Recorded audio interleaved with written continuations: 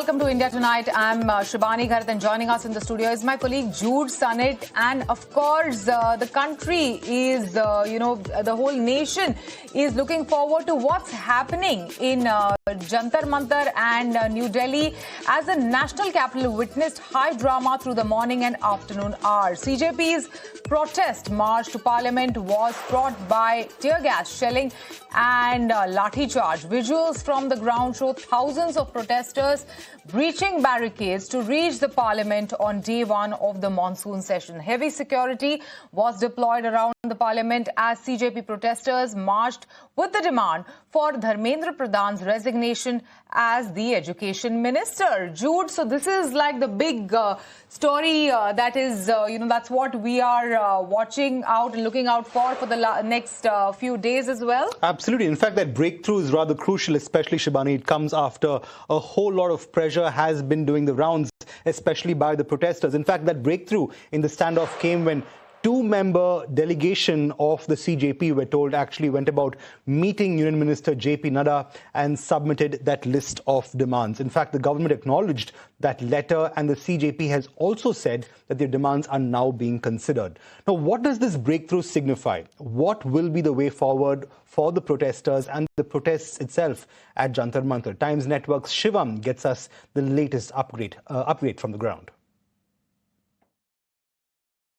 The Cockroach Janata Party's peaceful march from Jantar Mantar to Sansad Bhavan turned into a chaotic event after first of all, the protesters went on the streets near Raisna Road, and then the police had to resort to lathi charges. The police had to resort to tear shells being lobbed at them. However, one cases of the public property being destroyed by the protesters is coming from near the Hanuman Mandir in Connaught Place. The van behind me is the Delhi police van. This van is basically used in places to transport the Delhi police personnel when they are on duty. But you will see on the main windshield there are three major dents. These three major dents are the impact of the stones being thrown at this particular windshield, and one of the stone is also currently lying on the front of this particular van here as well. The impact will tell you the story that how hard the protesters must have picked up the stone and thrown it onto the main shield. When we come to this particular side, especially the driver's entire window is shattered, completely shattered. I would urge my camera person Junaid to just zoom in inside so that you can also see the remaining pieces of the mirror glasses that are lying inside this particular van and also on the floor. So this gives you an impact that yes, there have been certain instances where things have gotten out of control, out of the hand, and maybe it is because of the lack of coordination that later we saw happening in the entire protest. In the afternoon, there was a call given by Ashutosh and Saurabh Das, clearly who are the spokesperson of the Cockroach Janata Party, that the protesters should not breach any barricades.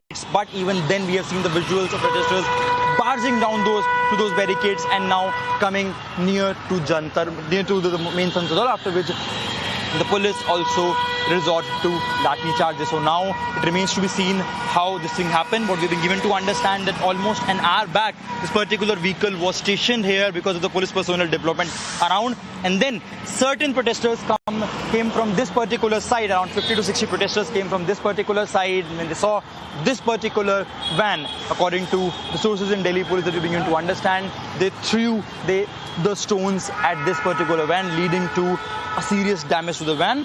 Fortunately, nobody was inside at that particular point, so there is no, damage to any life. But again, it can lead to serious law and order situation, and also how justified it is to damage a public property that is, that functions from the taxes of the common people. But there is at least a breakthrough in this logjam and something that has been ongoing for almost a month. There is a dialogue which is initiated. But what lies next? That's the question that we are asking on India Tonight. To discuss this, we are joined in today by Anand Mishra. He's a political editor at Frontline. Along with him, we have Nikhil Jain. He's a political analyst and he's joining us from New Delhi. Thank you so much for joining us today on ET Now.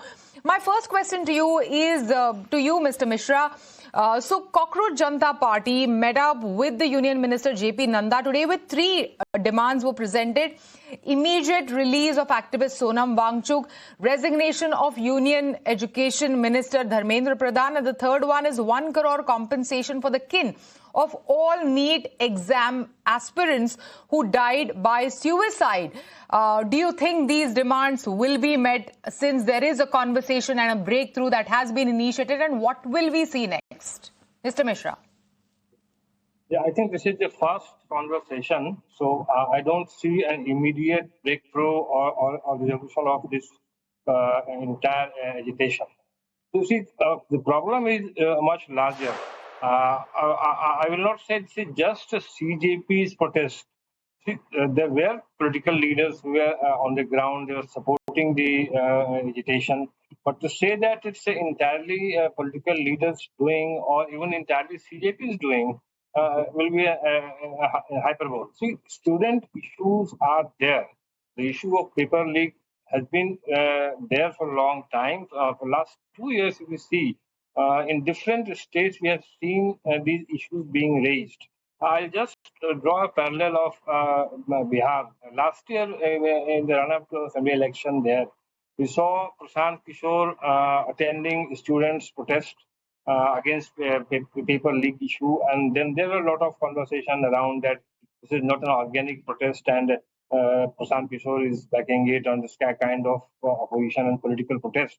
But when elections happened, we saw Prashant Kishore's party not winning even a single seat, and even the so-called opposition there not doing anything great politically.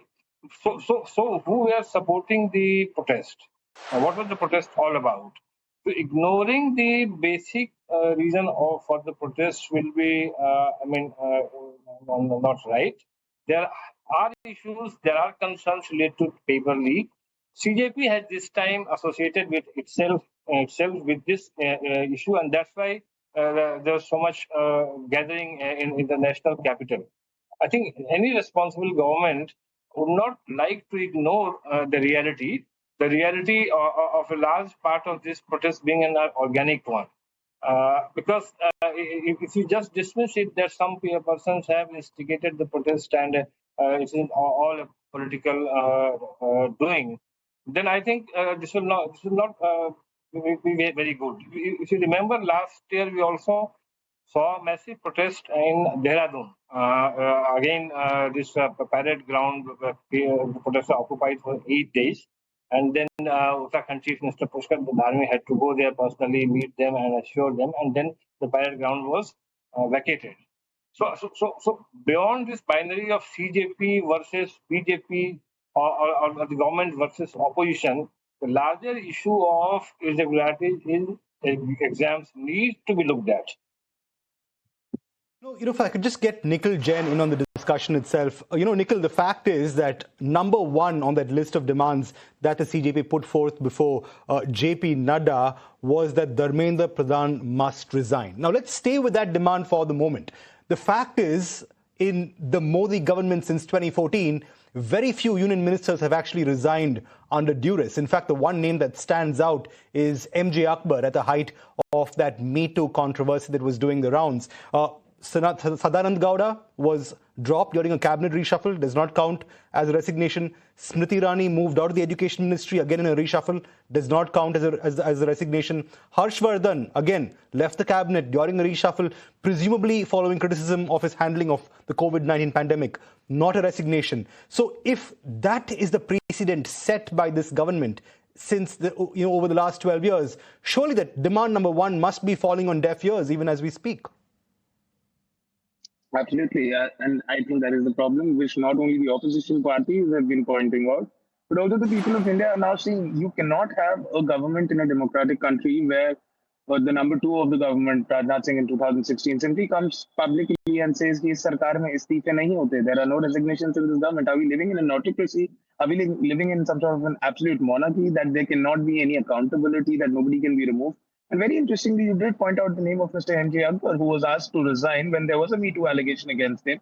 Interestingly, that allegation never was proved in court. It hasn't yet been proved in court, but MJ Akbar, a Muslim, One of the lone Muslim ministers was asked to resign. But what about Ajay Mishra Teni? What about Mr. Meghwal, who was convicted by a court of law for a rape case? He was even then not removed.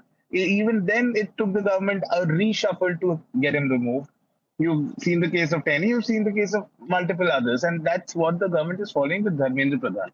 And one thing I want to tell you, that I have no sympathies for the Aam Aadmi Party, the Cockroach Janata Party, or a lot of the people who are leading these protests. But at the end of the day, one thing all of us have to realize is these are not political parties. These are not political workers. I was myself at these protests the entire day, not so much as a participant, but as an observer. I went to Connaught Place. I went to Raisina Marg. I went outside Krishi Bhavan. I went outside Rajpath, and all that I could see, I went outside the RBI building, Sansad Marg, everywhere. All that I could see was these were normal people, normal students, peacefully protesting, waving the Indian flag. Of course, there were narabazi against the Prime Minister, as it's very normal in a democracy. And, there's this whole entire narrative that's been spun in the past 1 to 2 hours that, these protesters started pelting stones and multiple vehicles were destroyed and policemen have been injured. But nobody is really talking about the fact how many injuries have the protesters sustained. I myself ran from Raisina Marg, right outside IYC office till the Meridian, because the police just started shelling tear gases, did not give the crowd time to disperse, indiscriminately beat them up with lathis. Now, Mr. does Jain, the life simple or question, health do you of protesters not matter? Yes, Mr. Jain, simple question. Since you have visited some of these protest sites, help us understand, will Dharmendra Pradhan face real consequences? Something, which was promised to us in movies like Dhurandhar ki ye Naya Bharat hai. Will that change happen now since this protest has garnered national attention? Shivani, ये नया भारत ही है. पुराने भारत में, पुराने India में अगर किसी मंत्री की गलती होती थी तो वो रिजाइन करते थे. Everybody, be it the Vajpayee government, be it the Manmohan Singh government, be it the Nehru government, every time somebody botched up, they were made to resign. Some people did it out of their own accord, whether it was Nitish Ji or whether it was Lal Bahadur Shastri as the railway minister, whether it was Sushil Kumar Shinde as the home minister, or any number of other ministers. But in this government, there is no idea of accountability. And just look at what has happened. This is the first time these protesters actually did a march. Until yesterday, they were sitting at a designated protest site. This is the first time they did a march. And look at what the Delhi police did. Again, I also went to Connaught Place. Delhi police did lathi charge in outer circle of Connaught Place, inner circle of Connaught Place. Why? Just to disperse people. Cops were running around in Connaught Place with lathis in their hand, beating up people. In fact, one of the cops even went on to threaten me personally. When I was making a video of it, he said, "Phone niche kar le." That is the attitude that the Delhi police worked with. That is the patronage that the Home Ministry has given them. And that is how the government is dealing with things. This is horrible politics. This is horrible administration. Unfortunately, I don't think the government is going to change tune at all. The only change that I can hope will come is when the people decide to teach the government a lesson when it comes to time to vote. Right. That's the only hope I have. In fact, I want to take on just that one last thing that you said, Nikhil. Maybe I can ask Mr. Anand Mishra this question.